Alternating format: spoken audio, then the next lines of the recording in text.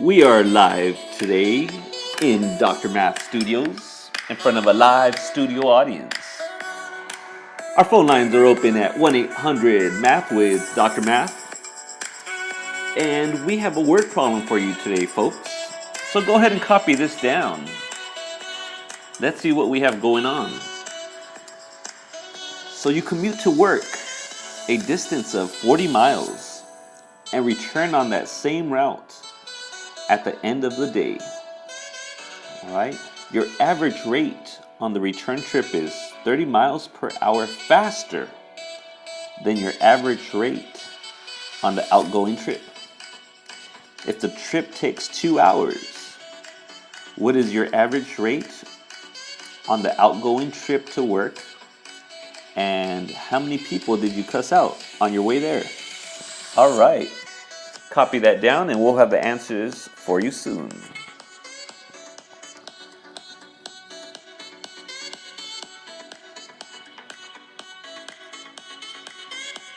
All right, so let's see. How are we going to take care of business here?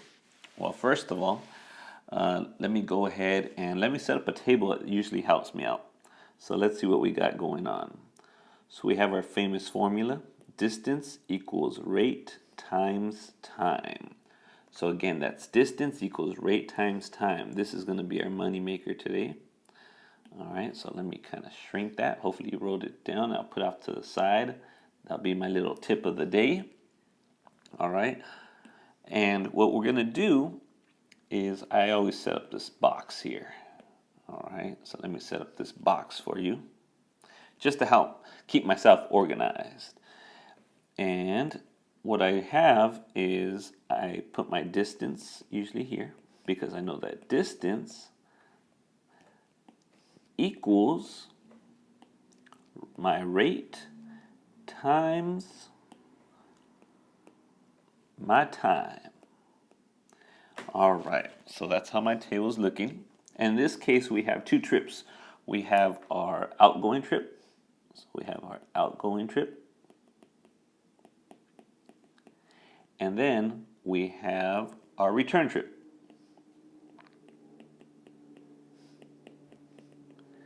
All right, so let's go ahead and let's extract these all these pieces of information here, and we're gonna use them to fill in our chart here, our table. All right, so here we go. You commute to work a distance of 40 miles and return on the same route. So it tells us right there from the start. Boom.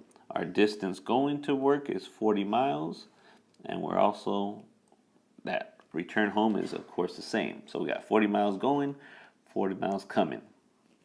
All right, so that's our first thing.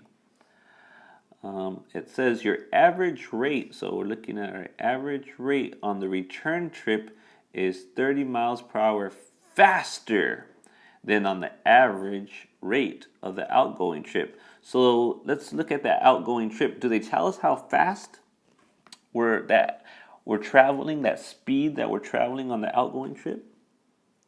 Good. If you heard that person in the back, they said not at all.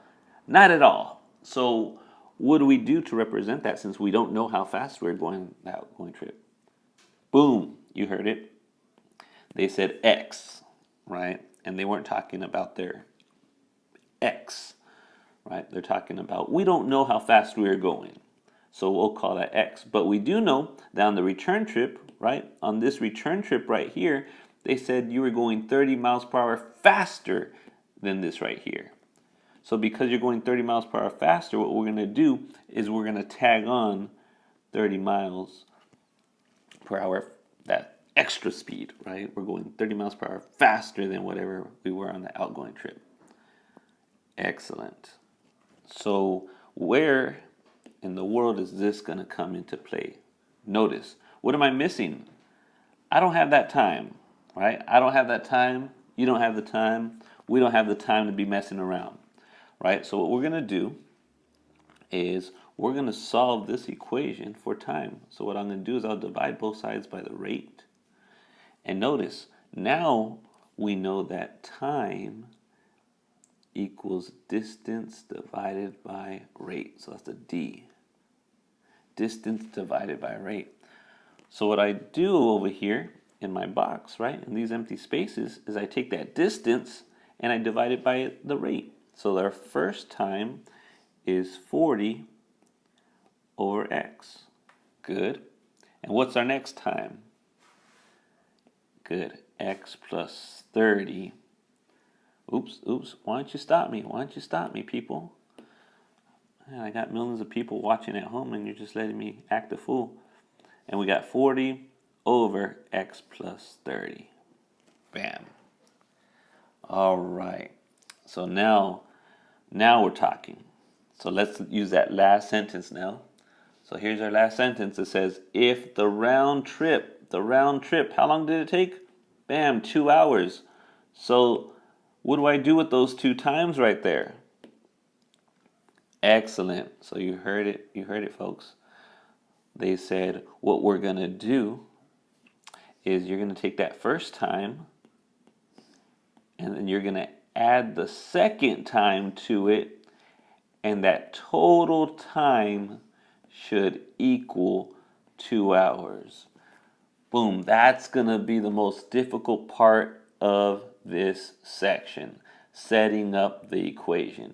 If you could get here, oh man, this is a promised land, right? This is where we need to be able to get to. Once you get here, then I have confidence in your ability to solve this. This was just like our homework, all right? So I'm going to make another video just on solving this problem right here, all right? But again, the phone lines are open at 1-800-MATH with Dr. Math. And we have Delaware. Delaware, welcome. Welcome, Delaware. Let's see, what's your question today? Oh, my audio technicians tell me we have difficulties. So I'll take a little studio break here, and we'll get back to you and your questions shortly.